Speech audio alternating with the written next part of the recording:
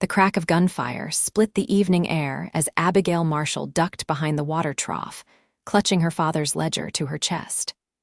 3 years running her father's trading post alone had taught her that in Montana Territory, 1883, a woman had to be as hard as the land itself. That's what they all said about her anyway, that Abigail Marshall was too sharp-tongued, too headstrong, and far too bitter to ever find a husband in the frontier town of White Rock Springs. "Miss Marshall," Sheriff Donovan's voice boomed across the dusty street, "those bandits are gone now. You can come out." Abigail stood slowly, brushing dirt from her practical brown skirt. Her auburn hair had mostly escaped its pins, and she impatiently tucked the wayward strands behind her ears. "That's the 3rd robbery attempt this month," she said, marching toward the lawman. "And what exactly do you intend to do about it?" The sheriff's weathered face tightened. "Now, Miss Marshall, we've been through this. My deputy and I can't be everywhere at once." "Perhaps if you spent less time at Harriet's saloon and more time doing your job," Abigail retorted, "my merchandise wouldn't keep disappearing." Several onlookers had gathered, and Abigail heard Mrs. Whittaker's distinctive whisper. "That poor girl, so bitter since her father passed. She'll never find a husband with that tongue of hers." Abigail's cheeks burned, but she lifted her chin higher. "I don't need a husband. I need law and order so I can run my business." Sheriff Donovan sighed heavily. "Miss Marshall, perhaps if you weren't so difficult, folks might be more inclined to help you." Abigail clutched the ledger tighter, the leather binding digging into her palms. "Being difficult is the only way a woman alone gets anything done in this town." She turned on her heel and marched back to Marshall's trading post, the business her father had built from nothing. Inside, she leaned against the closed door and let out a shaky breath. The shelves were still well stocked with goods from back east fabric, sugar, coffee, tools, everything the growing town needed. What they didn't need, apparently, was her. Abigail moved behind the counter and opened the ledger. The numbers didn't lie. Without the missing merchandise, she'd barely break even this month. At 24, she was already considered a spinster, and the townspeople never let her forget it. Not that she cared. Marriage was a trap that turned capable women into shadows of themselves. The bell above the door jingled, and Abigail straightened, fixing a businesslike smile on her face. "Welcome to Marshall's Trad." The words died on her lips as she recognized Eliza Cooper and her mother. "Afternoon, Abigail," Mrs. Cooper said with forced politeness. "We need fabric for Eliza's wedding dress." Eliza, barely 19 and simpering, glanced around the store. "We heard there was trouble again. Perhaps your store is cursed." "The only curse is Sheriff Donovan's incompetence," Abigail replied, moving to the fabric section. "What kind of material were you looking for?" Mrs. Cooper sniffed. "Something suitable for a bride. You wouldn't know about that, of course." Abigail's hands stilled on a bolt of white satin. "I have the finest selection in the territory. That's all that matters." "It's just sad," Eliza continued as if Abigail hadn't spoken, "to think of you all alone in this store forever. No children, no husband. They say a woman needs the softening influence of love, or she turns hard and bitter." "Who is they, exactly?" Abigail asked, slamming the bolt of fabric onto the counter with more force than necessary. "The same people who think a woman should have no thoughts in her head except pleasing a man," Mrs. Cooper gasped. "This is precisely what I mean, such unladylike behavior." Abigail forced herself to take a deep breath. 3 yards of the white satin will be $1.50. The transaction proceeded in icy silence, and Abigail was relieved when they finally left. But their words lingered, like they always did. The same words she'd heard at church socials, town meetings, and in whispers as she walked down the street. Too bitter, too sharp, too much. As evening approached, Abigail finished her inventory and locked the front door. She lived in the rooms above the store, another impropriety, according to the town gossips. A proper lady would board with a family, but Abigail preferred her independence. She made herself a simple supper and sat by the window, watching as White Rock Springs settled into night. The saloon across the street was coming alive, piano music drifting through the air. A group of cowboys had ridden in earlier, probably from one of the big ranches to the north. Abigail opened her journal and began writing, as she did every night. Her thoughts, her frustrations, her dreams that extended far beyond this small town. Sometimes she imagined selling the store and heading to San Francisco or even New York, places where a woman with a mind of her own might find respect. A commotion in the street drew her attention. A man was stumbling from the saloon, clearly drunk and shouting obscenities. Then she saw a horse, a magnificent black stallion, rear up as the drunk man grabbed at its reins. "Get your hands off him." A deep voice cut through the night. Abigail leaned closer to the window. A tall figure stepped between the drunk and the horse. Even in the dim light from the saloon, she could see he was a stranger, broad-shouldered, wearing a dark hat pulled low.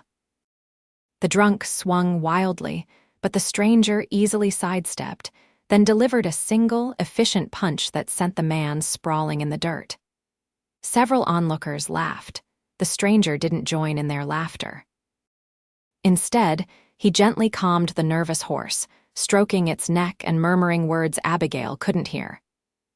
There was something in his movements, a gentleness that contrasted with his imposing frame.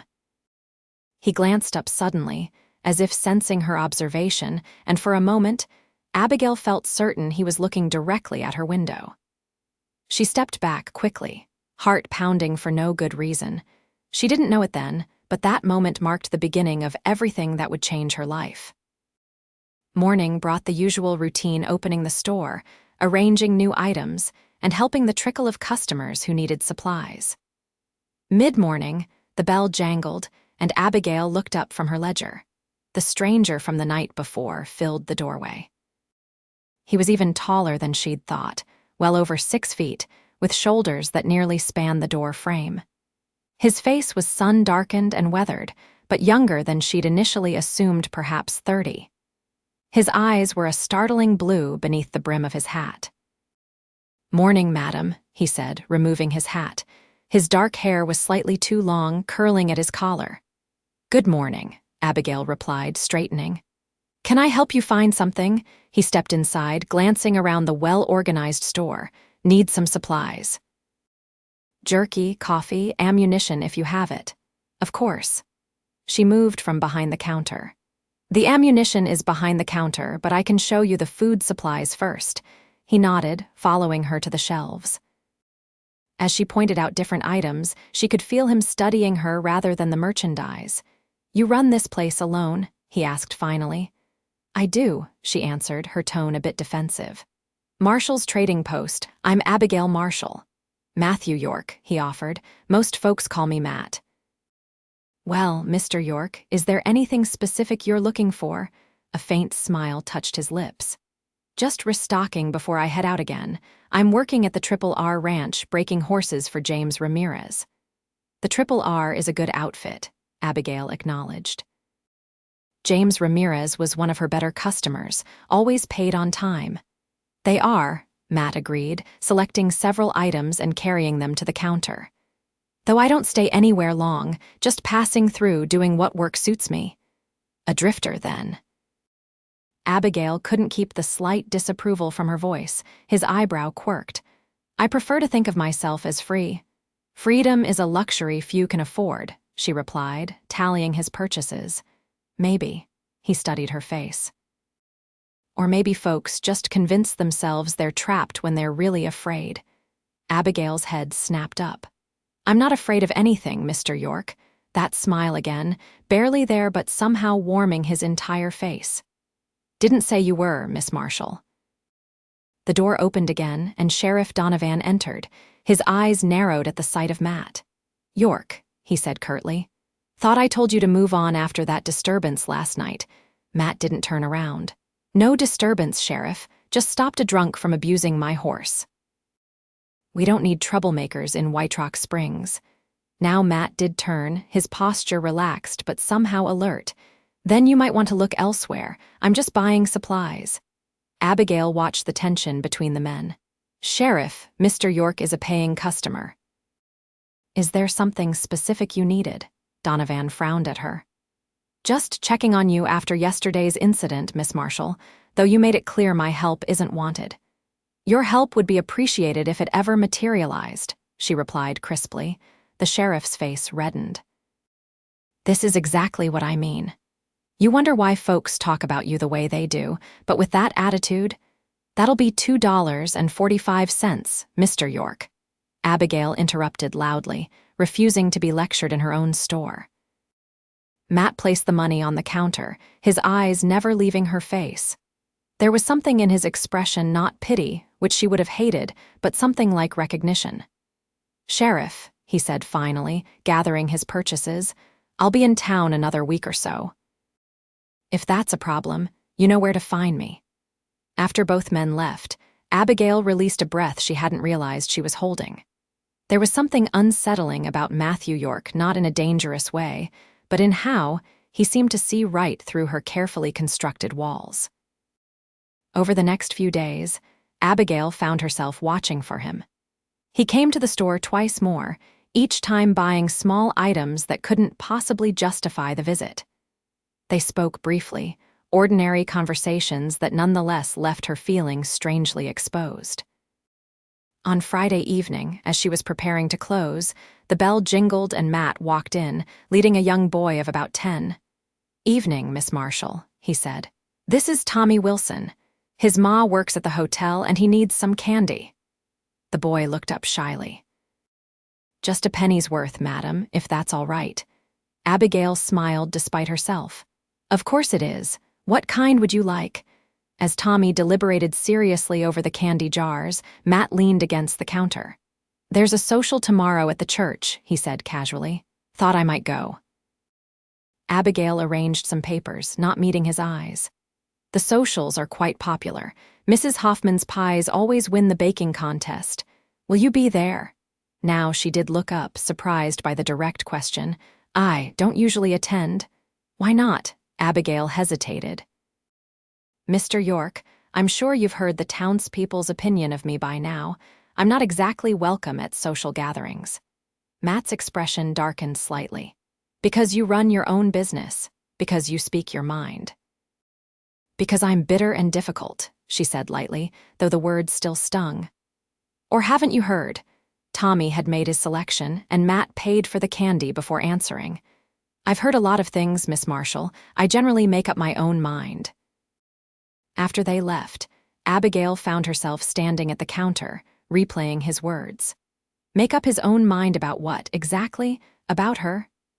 The thought was both alarming and strangely thrilling. The next day, Abigail told herself repeatedly that she would not go to the social. She had inventory to do, orders to write up. But as afternoon stretched into evening, she found herself standing before her wardrobe, fingers lingering on her blue dress, the one she hadn't worn since before her father died. "This is foolishness," she muttered to herself. But she put on the dress anyway. When she arrived at the church grounds, lanterns were already lit, casting a warm glow over tables laden with food. A small band played, and several couples were dancing on a wooden platform. Abigail immediately felt eyes turned toward her. Mrs. Cooper whispered something to Eliza. Reverend Phillips looked surprised but came forward to welcome her. "Miss Marshall, how lovely to see you joining us tonight," he said kindly. "Thank you, Reverend." She handed him a basket. "I brought apple tarts." She felt awkward and exposed as she moved through the crowd. Some people nodded politely, others turned away. She was searching for a quiet corner when a deep voice spoke behind her. "You came." Abigail turned to find Matt watching her, a genuine smile lighting his face. He looked different, cleaned up, wearing a crisp white shirt with his usual dark pants and boots. "I had nothing better to do," she said, then winced at how ungracious it sounded, but Matt just laughed. "Well, I'm glad boredom brought you here then." He gestured toward the dancers. "Would you like to dance, Miss Marshall?" Abigail stared at him. "Mr. York, people are already talking about me being here. If I dance with you, let them talk," he said simply. Unless you don't want to dance with me. The challenge in his eyes was unmistakable. And suddenly, Abigail was tired of caring what people thought, tired of isolation, tired of pretending she didn't want things she couldn't have. "Very well," she said, placing her hand in his outstretched one. "One dance." His hand was warm and calloused as it closed around hers, and when his other hand settled lightly at her waist, Abigail felt a shiver run through her that had nothing to do with the evening breeze. They moved together surprisingly well. Matt was light on his feet for such a big man, and Abigail remembered the steps from long-ago lessons. As they danced, she gradually became aware of the whispers around them. "Never thought I'd see Abigail Marshall dancing. That drifter from the Triple R. Waste of time. She's far too bitter for any man to." Matt's hand tightened slightly on her waist. "Ignore them," he said quietly. "I'm used to it," she replied, though the words still cut. "You shouldn't have to be." His blue eyes were intent on hers. "You know what I see when I look at you, Miss Marshall?" She shook her head, suddenly unable to speak. "I see fire," he said. "Not bitterness, fire, the kind that keeps a person warm in the coldest night." Abigail missed a step, stumbling slightly. Matt steadied her, his hand warm at her waist. "Mr. York, Matt," he corrected. "Matt," she conceded. "You don't know me." "I'd like to," he said simply. The music ended, and they stood still for a moment while couples around them moved away. Abigail became acutely aware that they were being watched. "I should go," she said, stepping back. Matt didn't try to stop her, but his eyes held hers. "I'll walk you home." "That isn't necessary." "It would be my pleasure." They walked in silence through the town, the sounds of the social fading behind them. The night was clear, stars scattered across the vast Montana sky like diamonds on black velvet.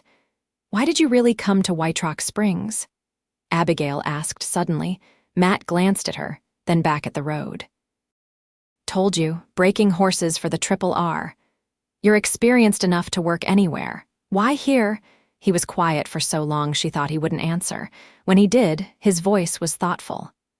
"I've been moving around since I was 16. Texas, Kansas, Wyoming. Worked as a cowhand, horse trainer, even did a stint as a bounty hunter. Never stayed anywhere long." "That doesn't answer my question." They had reached the trading post. Matt stopped, turning to face her fully. "I was riding through, about a month ago, stopped for supplies. Saw a woman standing up to 3 cowboys who were trying to cheat her on the price of grain. She didn't back down an inch, even when one of them called her the most foul names I've ever heard. Just stared him down until he paid full price and left." Abigail remembered the incident. "That was me." "Yes," Matt said softly. "That was you. I asked around about you after that, heard how you kept this place running after your father died, even when everyone said you couldn't. Heard how you stand your ground no matter what. It interested me. So I'm some curiosity to be studied." Abigail felt a flash of anger. "No," Matt shook his head. "You're someone I wanted to know, someone who reminds me that standing still might be worth it, sometimes." The sincerity in his voice was unmistakable, and Abigail felt something shift inside her, a wall beginning to crumble. "I should go in," she said, her voice not quite steady. Matt nodded, taking a step back. "Good night, Abigail." It was the first time he'd used her given name, and hearing it in his deep voice sent another shiver through her. "Good night, Matt." Inside, Abigail leaned against the door, her heart pounding. What was happening to her? One dance, a few conversations, and suddenly she was acting like a schoolgirl with her first crush. It was ridiculous, dangerous, even men left. That was the one certainty in life. Her own mother had left when Abigail was just 5, unable to bear the frontier life any longer. Her father had died 3 years ago, leaving her alone. Matthew York was a self-proclaimed drifter. He would leave too, but as she climbed the stairs to her rooms, his words echoed in her mind. "I see fire, not bitterness. Fire, the kind that keeps a person warm in the coldest night." For the first time in years, Abigail slept without dreaming of ledgers and inventory and survival. The next week brought changes to Abigail's carefully ordered life. Matt came to the store daily, sometimes buying small items, sometimes just to talk. He told her stories of his travels, of the people and places he'd seen. In return, she found herself sharing memories of her father, of learning the business, of her dreams for the future. One afternoon, he arrived with his black stallion midnight. "Ever ride?" he asked as she locked the store for her midday break. Abigail eyed the massive horse. "Not since I was a girl. Want to try again? I thought you might like to see the countryside." "Must get tiring, being in the store all day." She hesitated, but the day was beautiful, and the idea of escaping the town's watchful eyes was tempting. "I don't have a horse," she said. Matt patted Midnight's neck. "He's strong enough to carry us both." That was how Abigail found herself perched in front of Matt on his horse, his arms around her as he held the reins. They rode into the hills above town, where wildflowers carpeted meadows and pine trees reached toward the endless blue sky. In a particularly beautiful spot, they dismounted. Matt spread his coat on the grass, and they sat sharing the lunch Abigail had quickly packed: bread, cheese, and apples. "You're different out here," Matt observed, watching her as she tilted her face to the sun. "Different how?" "Relaxed. Like you're not waiting for the next attack." Abigail considered this. "I suppose I am always on guard in town. It's exhausting, actually." "Why stay, then?" The question was gentle, but it pierced her. "The store was my father's dream, his legacy. I can't just abandon it." "Is it your dream?" Abigail plucked a wildflower, twirling it between her fingers. "I don't know anymore. I was going to teach before my father got sick. I still love books, ideas. You could sell the store, start fresh somewhere else, and prove everyone right, that I couldn't handle it." She shook her head firmly. "No." Matt leaned back on his elbows, studying her. "Seems to me you're letting them control you either way. Staying just to prove them wrong isn't freedom any more than running away would be." His insight unsettled her. "What would you know about it?" "You don't stay anywhere long enough to face consequences." As soon as the words left her mouth, Abigail regretted them. Matt's expression didn't change, but something in his eyes did. "You're right," he said quietly. "I'm sorry," she said. "That was unfair," he shrugged. "Maybe not." "I've been running a long time." "From what?" Matt was silent for a moment, his gaze on the distant mountains. "Commitment, roots, the chance to fail at something that matters." He looked back at her. "Fear wears different disguises. My wandering isn't so different from your bitterness." Both keep people at a distance. The parallel struck Abigail with uncomfortable clarity. "I'm not bitter," she said automatically. Matt's smile was gentle. "No, you're hurt and angry and tired of fighting alone." No one had ever seen her so clearly. It was terrifying and strangely liberating. "So what's your solution, Cowboy?" she asked, trying to keep her tone light. "We both change our entire lives because we had a picnic," he laughed. "No, but maybe we both stop hiding behind our defenses long enough to see what's possible." "And what is possible exactly?" The question emerged softer than she'd intended. Matt sat up, suddenly close enough that she could see the flecks of gray in his blue eyes. "I don't know," he admitted, "but I'd like to find out." For a breathless moment, Abigail thought he might kiss her. Instead, he stood and offered his hand to help her up. "We should head back before your customers think you've abandoned them." The ride back to town was quiet, but not uncomfortably so. Abigail was aware of Matt's solid presence behind her, the strength in the arms that loosely encircled her to hold the reins. She couldn't remember the last time she had felt so safe. As they approached town, reality began to intrude. She saw Mrs. Cooper and Eliza on the boardwalk, their expressions scandalized as they watched Abigail ride in, practically in Matt's embrace. "The gossip mill will be working overtime," she murmured. "Let it," Matt said, his breath warm against her ear. "They'll find something else to talk about soon enough." But Abigail wasn't so sure. As the days passed, she became increasingly aware of the whispers, the looks. Some were disapproving, but others, particularly from the unmarried women, were envious. Matthew York had become the object of considerable female attention in White Rock Springs. yet he spent his free time exclusively with Abigail. "You should be careful," Sarah Jenkins, one of the few women in town Abigail considered a friend, warned her after church on Sunday. "Men like that don't settle down. You're just setting yourself up for heartbreak." "We're just friends," Abigail insisted, though the words felt hollow. Sarah raised an eyebrow. "Maybe so, but friends don't look at each other the way he looks at you." The following Tuesday, disaster struck. Abigail was taking inventory when she smelled smoke. She rushed outside to find flames leaping from the back of her store, where the storeroom connected to the main building. "Fire!" she screamed, running back inside to grab the ledger and cash box. The town's response was immediate. The volunteer fire brigade arrived with buckets and a hand-pumped water wagon. Men formed a line from the town well, passing buckets. Abigail stood helplessly as they fought to contain the blaze. Her entire life was in that building, not just her livelihood, but her home, her memories, her independence. Through the chaos, Matt appeared at her side. "Are you hurt?" he demanded, gripping her shoulders. She shook her head mutely, watching as flames consumed the back of her store. "They'll save the main building," he assured her, but Abigail could see the concern in his eyes. It took 2 hours to extinguish the fire completely. The storeroom was destroyed, along with nearly half her inventory. The main store had suffered smoke and water damage, and the living quarters above were partially damaged. Sheriff Donovan approached as Abigail surveyed the ruins. "Miss Marshall, this wasn't an accident. We found evidence that someone deliberately set this fire."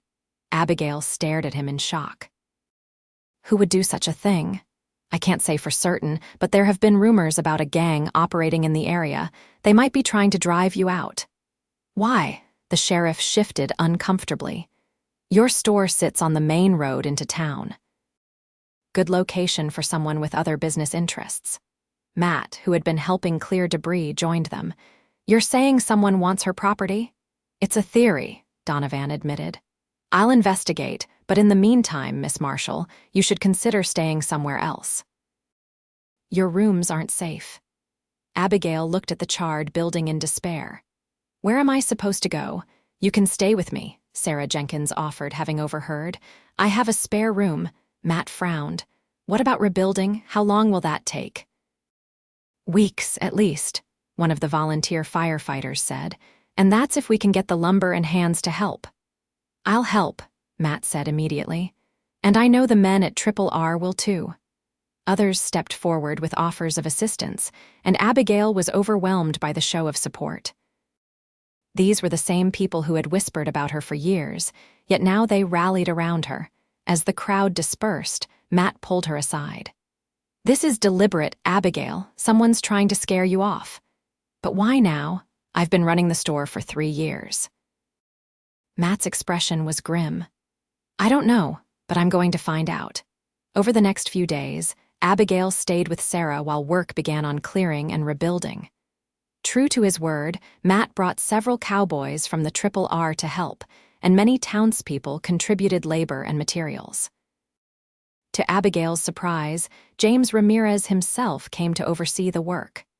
The rancher was a formidable figure, Mexican-American with vast holdings north of town. "Miss Marshall," he greeted her with a tip of his hat. "This is unacceptable. What happened to your store? My men will help make it right." "That's very generous, Mr. Ramirez," she said. "But why?" The rancher smiled slightly. "Your father was an honest man who gave me fair prices when others wouldn't deal with a Mexican. I don't forget such things." He glanced at Matt, who was directing the removal of charred timber. "Besides, York speaks highly of you." As promised, the rebuilding progressed quickly with so many helping hands. Abigail worked alongside them, refusing to be a helpless bystander.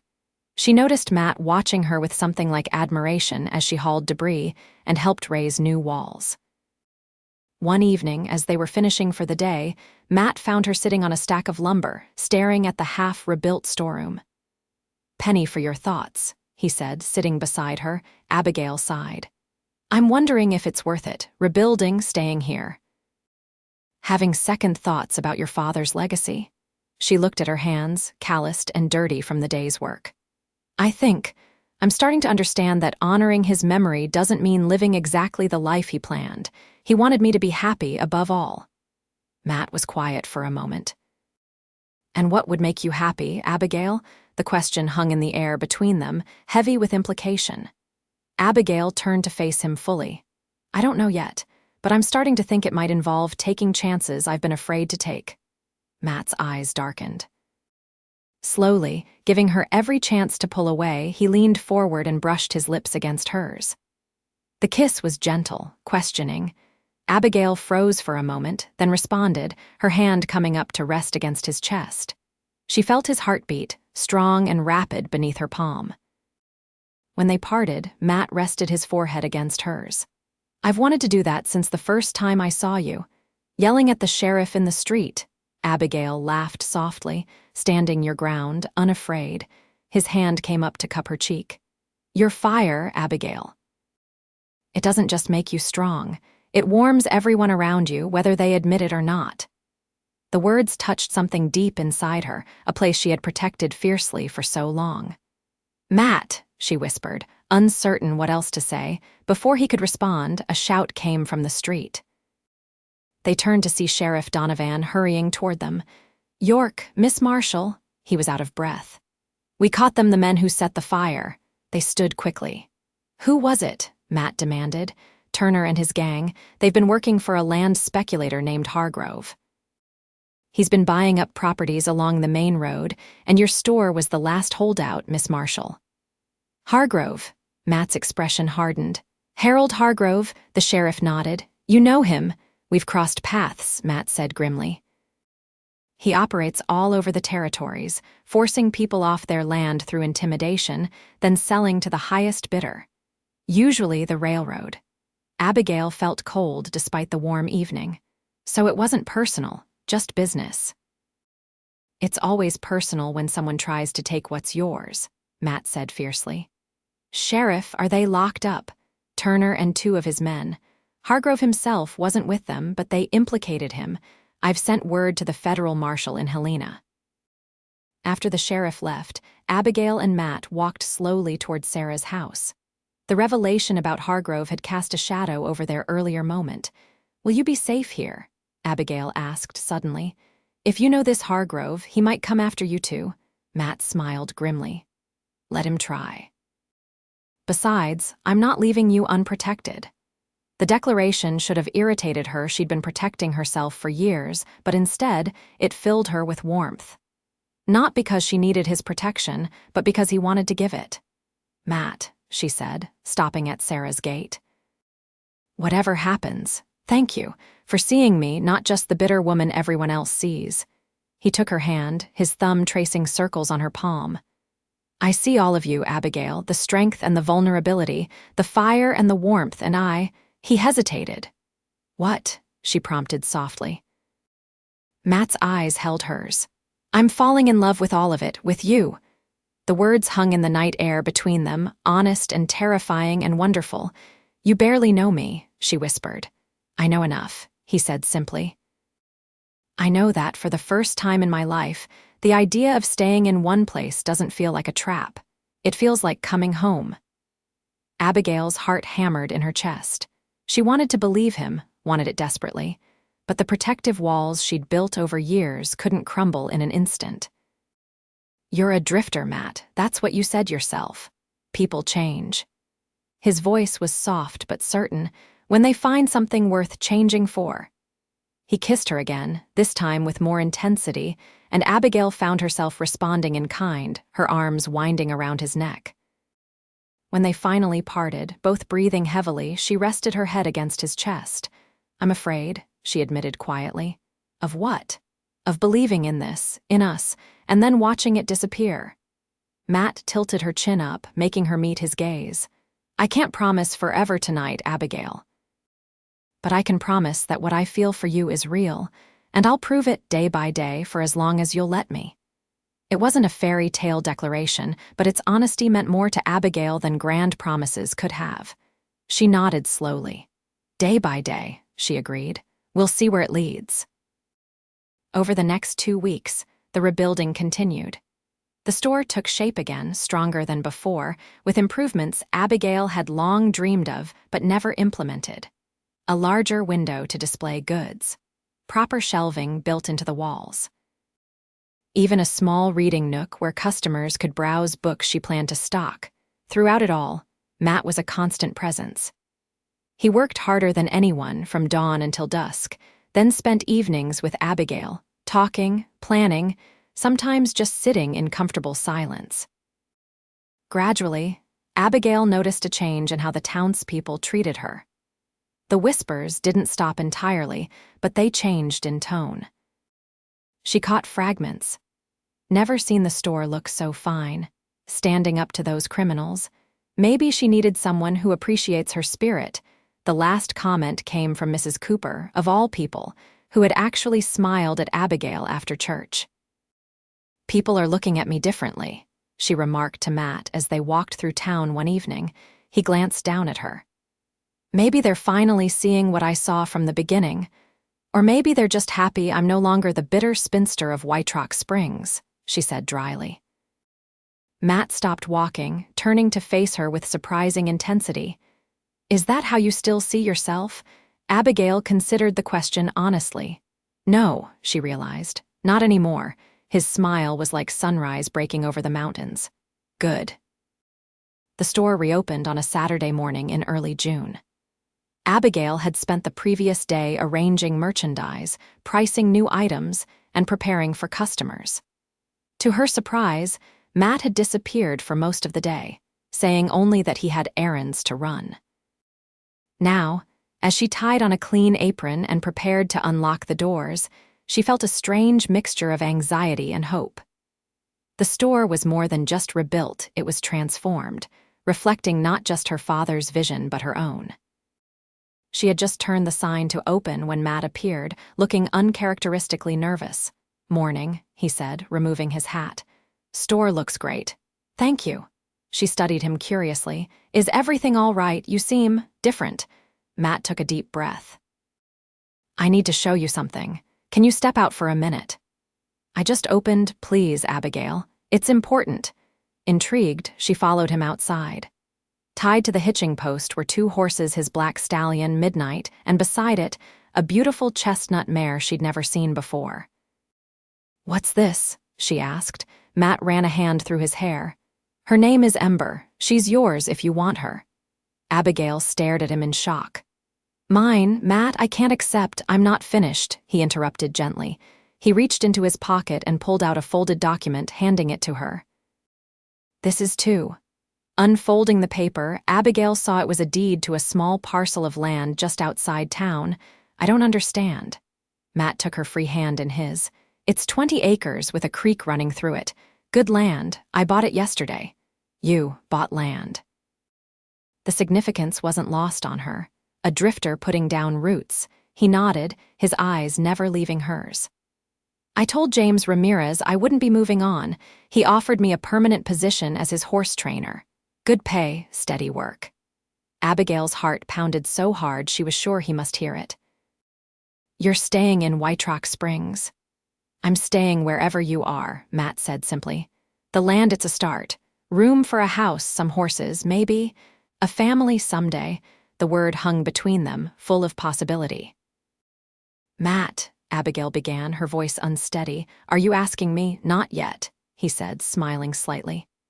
"I know you need time, we both do, but I wanted you to know that I'm serious, Abigail, about staying, about us." Tears sprang to her eyes, unexpected and overwhelming. "I don't know what to say." "You don't have to say anything right now," he gestured to the mare. "But maybe you could accept Ember. Every storekeeper needs a way to get around." Abigail approached the horse cautiously. The chestnut mare was smaller than Midnight, perfectly sized for her. She reached out a hand, and Ember nuzzled her palm gently. "She's beautiful," Abigail whispered.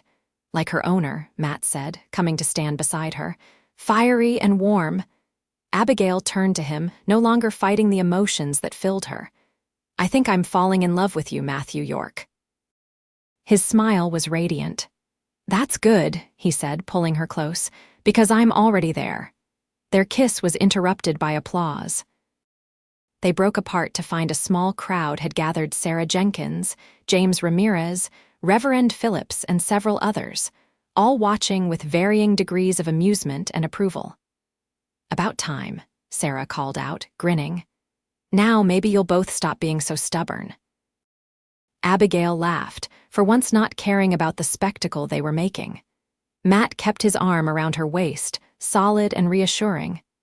"Miss Marshall," James Ramirez said, stepping forward, "I've come to make a business proposition. With the railroad coming through next year, we'll need a supply store that can handle larger inventory. I'm prepared to invest in Marshall's trading post if you're interested in expansion." Abigail blinked in surprise. "That's very generous, Mr. Ramirez." The rancher smiled slightly. "Not generosity, good business, and perhaps a wedding gift when the time comes." She felt heat rise to her cheeks but didn't contradict him. Beside her, Matt squeezed her waist gently. "We'll consider it carefully," she said diplomatically. As customers began arriving for the reopening, life resumed its rhythm, but with subtle differences. Abigail moved back into her rooms above the store, which had been repaired and improved. Matt stayed at the Triple R Ranch but rode into town daily. They established a routine working separately during the day, spending evenings together, riding on Sundays.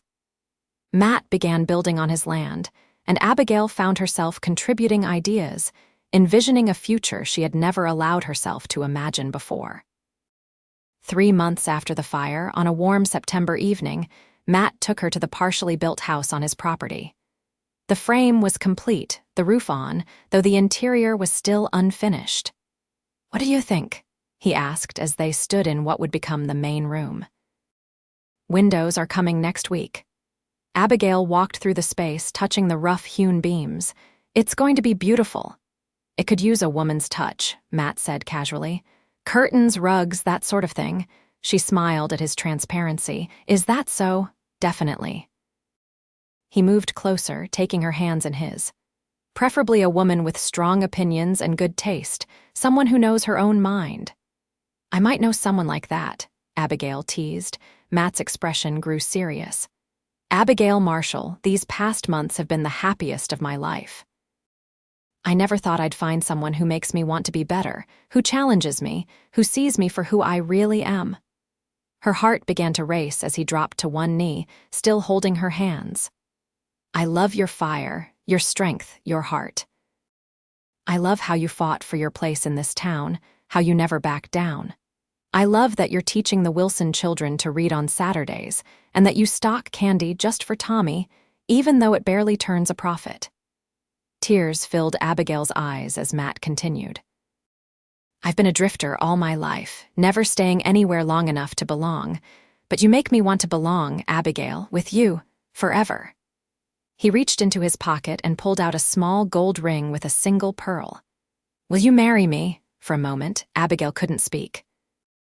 The journey from bitter shopkeeper to this moment seemed impossible, yet here she was. "Yes," she whispered finally. "Yes, Matthew York, I will marry you."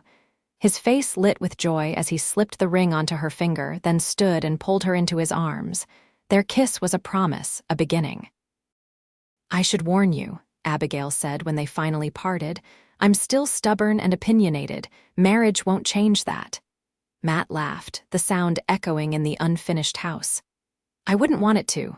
Your fire warms me, Abigail. Always has, always will." They were married on a crisp October day, with golden leaves falling around the church. The entire town turned out for the wedding, even Mrs. Cooper, who grudgingly admitted that Abigail made a lovely bride. Sarah Jenkins was matron of honor, and James Ramirez stood as Matt's best man. After the ceremony, the celebration spilled into the street, with music and dancing continuing well into the night. As evening fell, Matt and Abigail slipped away to their new home, now completed with Abigail's touches evident throughout curtains at the windows, colorful rugs on the floors, books lining shelves Matt had built to her specifications. "Welcome home, Mrs. York," Matt said, lifting her over the threshold. Abigail laughed. "That sounds strange. I've been Miss Marshall for so long." "You'll always be Abigail Marshall to me," he said, setting her down gently. "The woman who was too much for this town to handle." She wrapped her arms around his neck. "And you'll always be the cowboy who saw past the bitterness to the fire beneath." As they stood in their home, surrounded by the life they were building together, Abigail marveled at how far she had come from the defensive, isolated woman she had been. "They were wrong about me," she murmured against Matt's chest. "About us." "They usually are," he agreed, kissing the top of her head. "But I'm glad they were, because their judgment brought me to you." Outside, the Montana night fell crisp and clear, stars appearing one by one in the vast sky. Inside, the fire in the hearth crackled warmly, casting golden light over the beginning of their shared story, a story of two people who found in each other not just love, but understanding. Not just passion, but home. And in the years that followed as their family grew, as the town prospered, as Abigail's store expanded, and Matt's reputation as a horse trainer spread throughout the territory, they would often look back on those early days with wonder. How the very qualities that had once isolated Abigail, her strength, her directness, her unwillingness to compromise, were the same qualities that had drawn Matt to her from the beginning. In time, the whispers changed entirely. New arrivals to White Rock Springs would hear stories not of the bitter spinster, but of the formidable Abigail York, whose fire had built a business, a family, and a legacy that warmed the entire community. And beside her always, steady as the mountains themselves, was the cowboy who had seen her true nature from the start, who had never tried to diminish her flame, but instead had shown her that the brightest fires don't just burn. They illuminate. They transform. They warm all who draw near. Together, they proved that the heart's true strength isn't in shutting others out, but in finding the courage to let them in. That what looks like bitterness to some might simply be fire waiting for the right person to appreciate its warmth.